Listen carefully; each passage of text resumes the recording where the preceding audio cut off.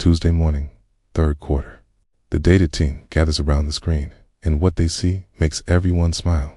Weekly active users, up 18%, a green line, a beautiful, upward sloping green line.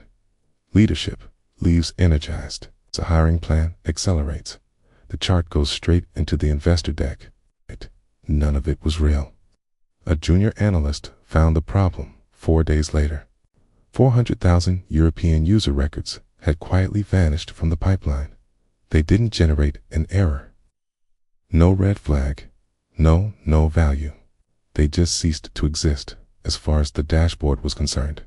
The denominator shrank. The ratio climbed. The dashboard hadn't lied the way a fraudster lies. It had lied the way a broken measuring instrument lies, precisely, consistently, and in a direction that felt like good news. In 2012, Penney's CEO, Ron Johnson, faced a different problem with the same underlying structure. He saw something real. Promotional pricing events correlated with revenue spikes. He drew an inference. Eliminate the promotions. Lift the baseline.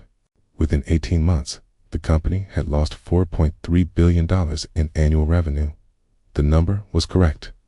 The inference was wrong. These are not the same failure. Here is the distinction this entire book is built to explain. P of y given x. What tends to happen when x is observed in the data that is seeing? P of y given do of x.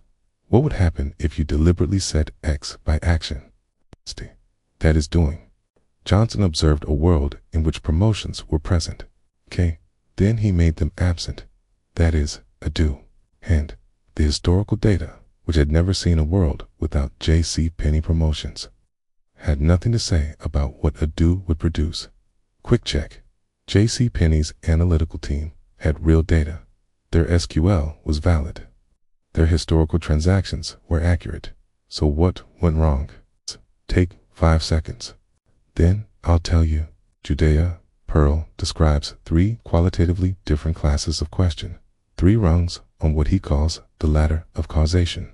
Rung 1, association. What does the data show? Every dashboard ever built operates here.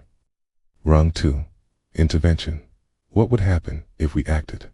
This is where the do operator lives. Rung 3, counterfactual. What would have happened if things had been different? Here is the key property of this ladder. No rung is reachable by accumulating more data at the rung below. Both failures share a structural feature worth naming. The system that crashed announced itself. The system that quietly changed what it measured did not. This is the silent failure mode of first-rung analytics. The WAU dashboard's silence was mechanical. Penney's silence was epistemic. And in both cases, the system's output looked authoritative, which is exactly what made it dangerous. Organizations move through 4 recognizable stages of analytics capability. Stage 1, descriptive. What happened? Stage 2, diagnostic. Why did it happen? Stage 3, predictive. What will happen? Stage 4, prescriptive. What should we do? Most enterprises live at stage 1, not because they lack technical tools, those are widely available, but because of 3 organizational barriers: incentive structure, data architecture, and the comfort of the lagging indicator. Your organization has real-time dashboards, weekly reports, and a team of data analysts, and can tell you last month's churn rate within minutes. Which stage are they at, and what is the most likely barrier to the next stage? Think for 10 seconds. The architecture this book is building toward is called a living model. It has 4 properties. Causal, structured around interventional effects, not correlations. Second, counterfactual, capable of reasoning about outcomes in worlds that did not occur. Third, continually updated live connection between incoming data and the model's parameters. Fourth, treatment-oriented. Its output is a ranked list of interventions, evaluated by their expected causal effect. The dashboard is none of these things. A predictive model is the third. A prescriptive system may approximate the fourth. A living model is a different kind of object. Return briefly to the conference room.